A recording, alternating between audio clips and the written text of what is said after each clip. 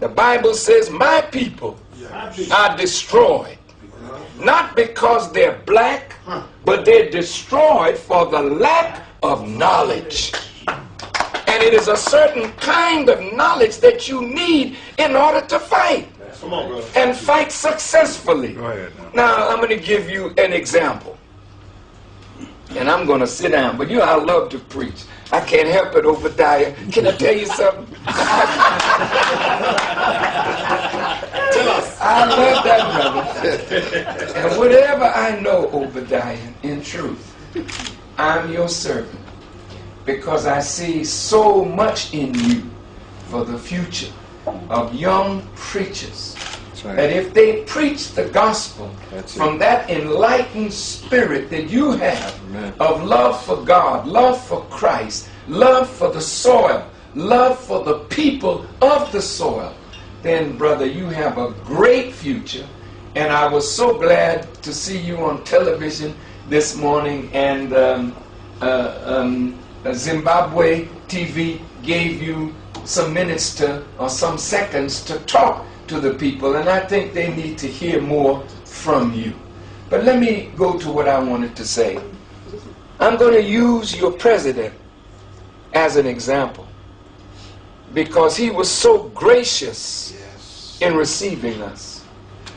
He didn't have to do it, but he spent over 2 hours giving us the history. We wanted to meet with the Minister of Information, the Minister of Land, the Minister of Mines, Minister of Education, but we met them all in him. And so he gave us a well-rounded view of Zimbabwe. Now, when he was in the bush, not President Bush's bush, but when he was in the bush fighting alongside Joshua and Nkomo and the great warriors, men, women, and children who were fighting for the liberation of this land, the Bushes of the world, the Tony Blairs of the world, the white people of the world referred to him in the language of terrorists. Yes. I was surprised when I went to the Heroes Acre and looked at on the wall what was written by the whites who were running Southern Rhodesia at that time. The language that they used then for those who struggle for liberation, they called them terrorists. Yes. As I said in the United States of America after September the 11th, I said that the United Nations has to come up with a definition of what is a terrorist and what is a freedom fighter.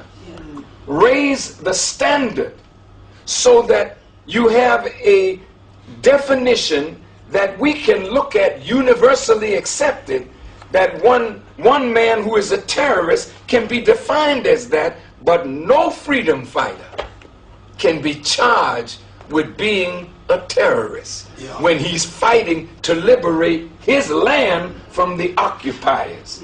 Now, having said that, when the terrorist Mugabe became the victor over the whites, and you notice how quickly they came to talk when it looked like he was about to take the capital.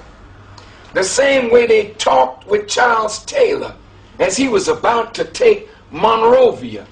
They want to make a deal and tell him, let's get elections. And they never thought that Charles Taylor would win the election. And after he won the election, America didn't like him, doesn't support him, and now is fueling a civil war against him. Well, now, the terrorist, Mugabe, in Lancaster House, with his comrades, arguing over the land question. When he accepted in that Constitution that for 10 years we would ask them to give up the land and we would buy it back. Hell, that's a hell of a compromise. And somebody stole your land and then wants you to buy back what they stole. That compromise from the beginning is what put you in the trouble that you're in today. Because when you're at war with your enemy, you got to take your enemy out so that your land is yours from day one. If we did that 20 years ago, we would not have to do this today. It is better to be a terrorist over your house than to be a good man in the eyes of your enemy and not in control of your own house. It's a damn shame to me that you say you're the owners of the land and this man can't sell a house in a white neighborhood. How in the hell are you free? And why would you accept this as your reality? Preach it. Come on, bro. Hell yes, I got to preach it, man.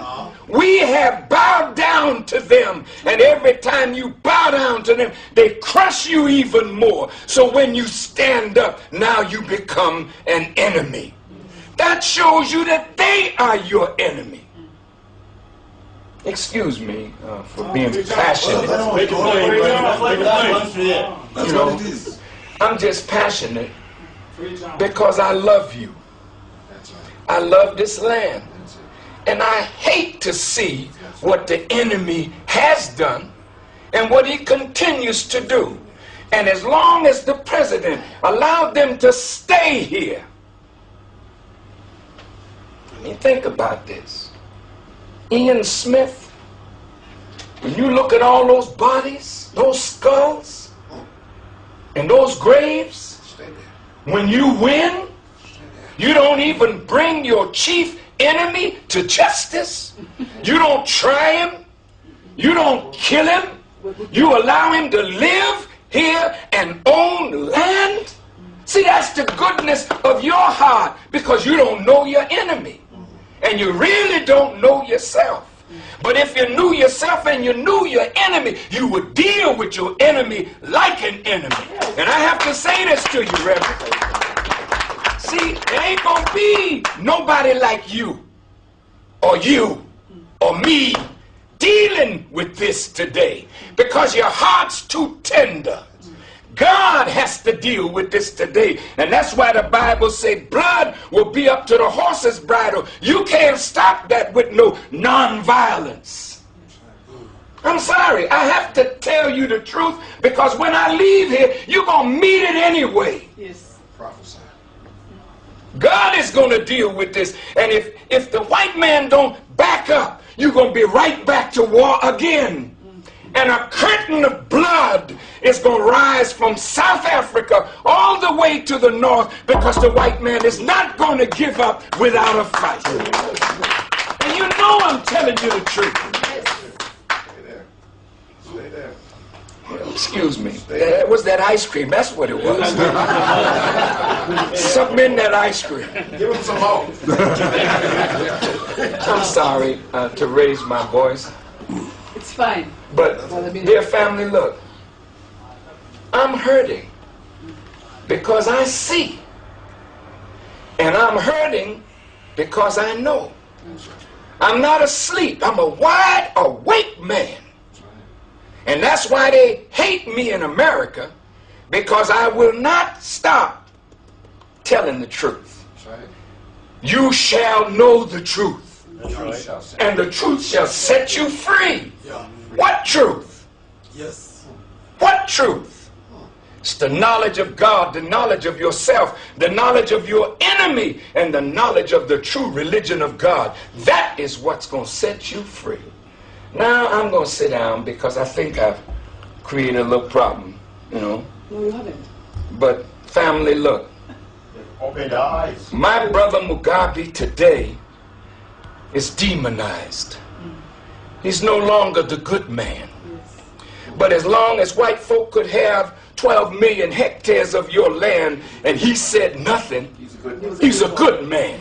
But when that brother, see, who was one of the warriors, felt betrayed Because the betrayal is, I didn't fight for a flag with no meaning. I didn't fight for a few people to be in Parliament riding around in Mercedes-Benz and I don't have a damn thing to feed my children. I didn't fight for that. I fought to free the land.